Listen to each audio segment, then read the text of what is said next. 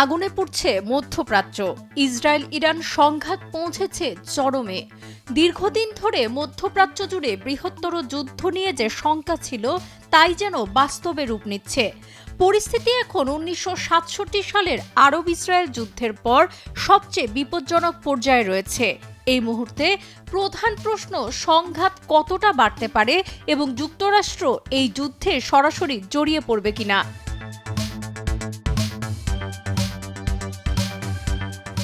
লেবাননে ইরান সমর্থিত গোষ্ঠী হিজবুল্লাহ প্রধান হাসান নাসরুল্লাহর মৃত্যুর বদলা নিতে ইসরায়েলে ভয়ঙ্কর হামলা চালিয়েছে তেহরান। গোটা ইসরায়েল জুড়ে আছড়ে পড়ে প্রায় 200টি ব্যালিস্টিক মিসাইল। নিশানা করা হয়েছিল মোসাদের সদর দপ্তরকেও। অল্পের জন্য রক্ষা পায় সেটি। ইরানের ক্ষেপণাস্ত্রের আঘাতে কি পরিমাণ ক্ষয়ক্ষতি হয়েছে তা জানায়নি নেতানিয়াহুর সরকার। তবে কিছু স্কুল এবং ভবনে ধ্বংসের চিহ্ন আন্তর্জাতিক গণমাধ্যমে প্রকাশিত প্রতিবেদনে দেখা গেছে। ইরানের ক্ষেপণাস্ত্র হামলার পর নেতানিয়াহু বলেছেন, এর ফল ইরানকে পেতে হবে। ইরানে এবার যে ইসরায়েল পাল্টা হামলা চালাবে তাতে কোনো সন্দেহ নেই।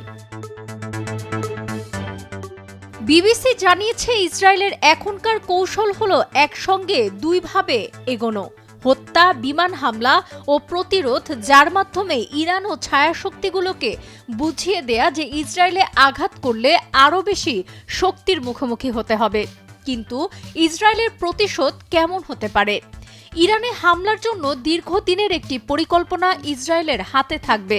এমনকি ইসরায়েলের বিরুদ্ধে ক্ষেপণাস্ত্র হামলার নির্দেশ দিয়েছে যারা এবং যারা এটি পরিচালিত করেছে তাদের বিরুদ্ধে ইরানের অভ্যন্তরে গোয়েন্দা তৎপরতা বাড়াতে পারে ইসরায়েল। আর যদি দেশটি আরও বেশি কিছু করতে চায় তাহলে তারা ইরানের পারমাণবিক স্থাপনাগুলোকে টার্গেট করতে পারে।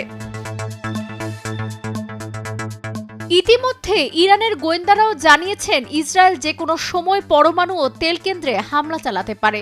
তবে যে পথেই এগুক ইসরায়েল, এতেও ইরানের পাল্টা হামলা অবশ্যম্ভাবী হয়ে উঠবে।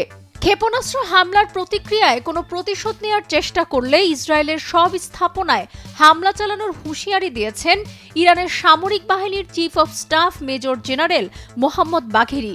যদিও সাবেক মার্কিন প্রতিরক্ষা মন্ত্রী মার্ক এসপার বলেছেন, ইরান বড় ধরনের কোনো যুদ্ধে জড়াতে চাইবে না। ইসরায়েলের সরাসরি সামরিক হামলার জন্য ইরানকে কঠোর পরিণতির হুমকি দিয়ে যুক্তরাষ্ট্র পরবর্তী করণীয় নির্ধারণে জোর দিয়েছে। হোয়াইট হাউসের জাতীয় নিরাপত্তা উপদেষ্টা জ্যাক সুলিভান বলেছেন, এ বিষয়ে ইসরায়েলের সঙ্গে একযোগে কাজ করছে যুক্তরাষ্ট্র। সাবরিনা কাজী, কালের কণ্ঠ।